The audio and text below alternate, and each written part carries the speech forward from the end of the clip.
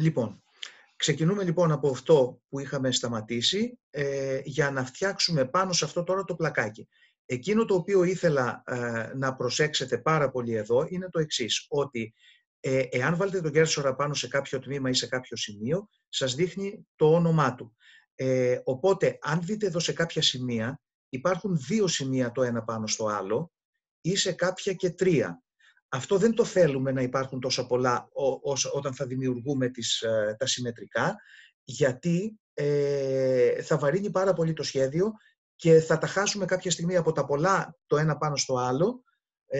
Γι' αυτό θα πρέπει όλα αυτά τα πολλά σημεία να τα εξαφανίσουμε και να μείνει στο τέλος μόνο ένα.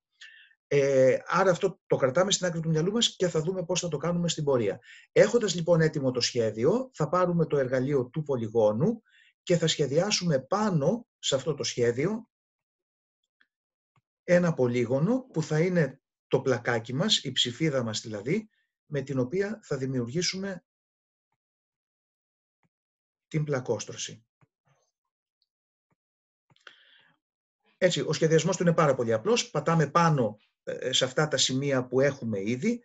Είναι έτοιμο το πλακάκι. Προσέξτε όμως τώρα, εκείνο που πρέπει να προσέξουμε πάρα πολύ εδώ, πριν προχωρήσουμε στον σχεδιασμό, είναι ότι πρέπει να εξαφανίσουμε τώρα όλα τα περιττά τμήματα και τα σημεία. Εξαφανίζαμε στο προηγούμενο που κάναμε. Εδώ δεν θα εξαφανίσουμε τα σημεία όλα, θα εξαφανίσουμε τα περισσότερα από αυτά.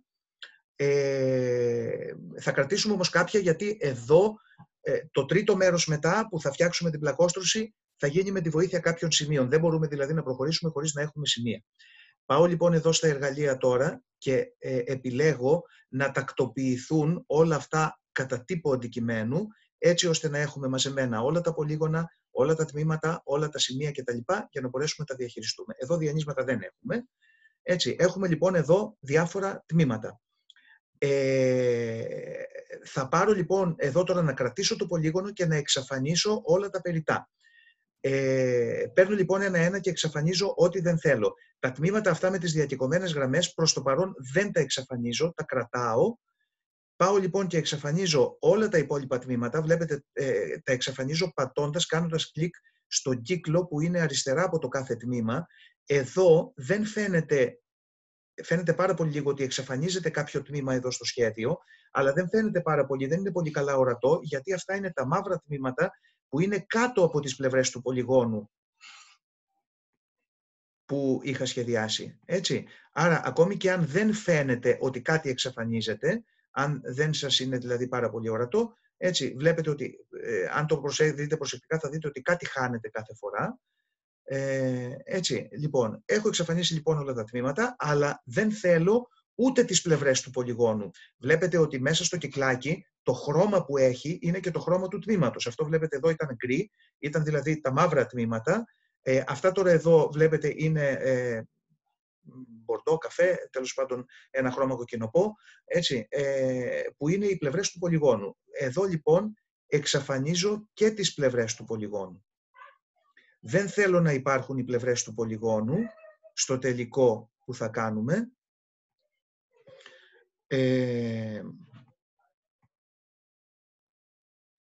Για να μην βαρύνουμε το σχέδιο και για να μην δημιουργούν επικαλύψεις μετά. Έχω εξαφανίσει λοιπόν και όλες τις πλευρές και τώρα θα πάω να εξαφανίσω και τα σημεία. Θα κρατήσω όμως κάποια σημεία, δηλαδή εδώ βλέπετε όταν βάζω τον κέρσορα, έχει 2 τμήματα μου δείχνει εδώ, το α και το α τόνος. Τα βλέπετε εδώ αριστερά, θα εξαφανίσω μόνο το α τόνος, να υπάρχει δηλαδή να μείνει ένα σημείο. Ποια σημεία θέλω?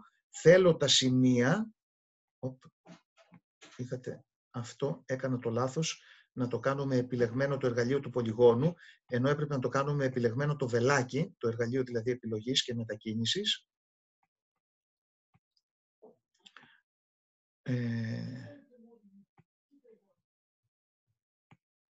Λοιπόν, ναι, με το undo όμως που έκανα, την πάτησα γιατί εμφανίστηκαν ξανά όλα τα τμήματα που είχαν εξαφανιστεί. Λοιπόν, οπότε τα εξαφανίζω πάλι γρήγορα.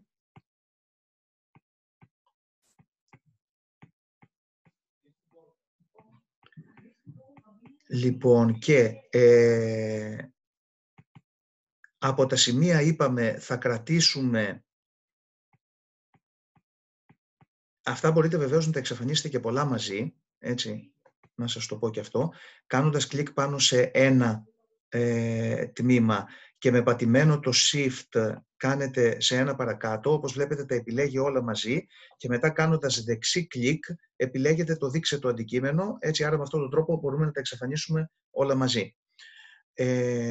Αυτό βεβαίως όπως καταλαβαίνετε είναι ευκολία, έτσι, όταν θα πάτε να το κάνετε στο σχέδιο το δικό σας.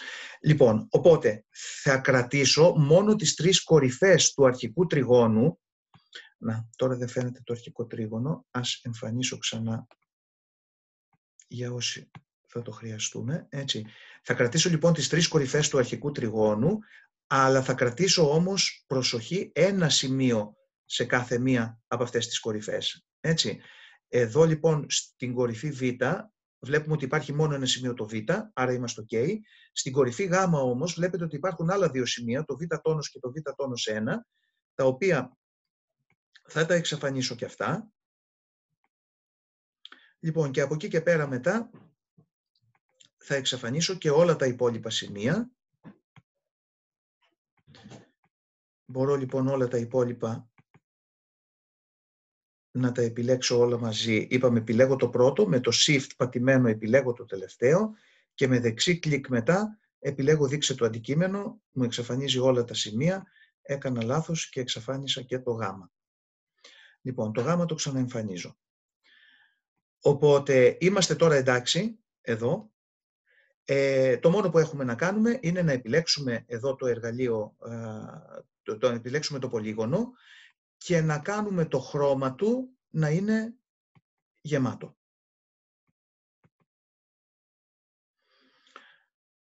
Λοιπόν, οπότε εδώ τώρα έχουμε ολοκληρώσει το δεύτερο μέρος που είναι το να φτιάξουμε το πλακάκι. Το πλακάκι μας τώρα είναι έτοιμο και μπορούμε να ξεκινήσουμε τώρα να φτιάχνουμε από εδώ και πέρα